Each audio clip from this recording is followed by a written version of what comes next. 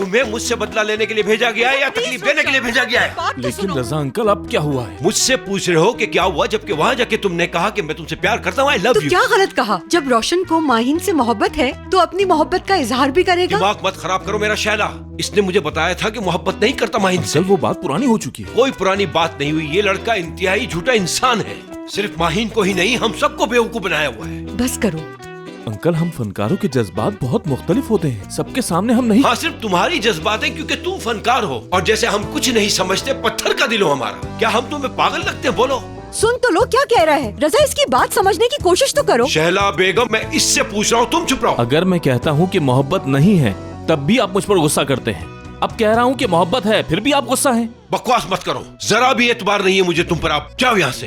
दरअसल अंकल, बात यह है कि आपको अपनी बेटी के साथ कोई भी बर्दाश्त नहीं है। मेरे ख्याल से आप डरते हैं उसकी शादी करने से। मतलब मैं चाहे सोने का भी बन जाऊं, आप फिर भी मुझे पसंद नहीं करेंगे। क्योंकि मुझे समझ नहीं आ रहा तुम अब सच कह रहे हो या पहले सच कह रहे थे। एक बात अपने जहन में बिठा लो, अब कोई गड़बड़ नहीं होनी चाहिए, वरना मैं तुम्हारा कोई लिहाज नहीं करूंगा। वो क्यों गड़बड़ करेगा? कह तो रहा है तुमसे शर्मिंदा है। मैंने जो कहना था कह दिया शैला। एक्स्ट्रा इनकम के बारे में क्या ख्याल है?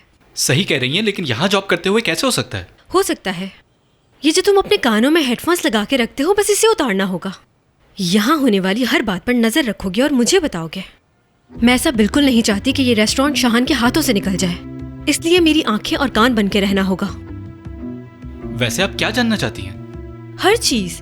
आखिर इतना बड़ा रेस्टोरेंट है ये, लेकिन खासकर उस लड़की के बारे में। क्या नाम था? माहीन। यहाँ क्या करती है, कहाँ जाती है, सब रिपोर्ट चाहिए मुझे। यानी आपका एजेंट बनना है? एजेंट?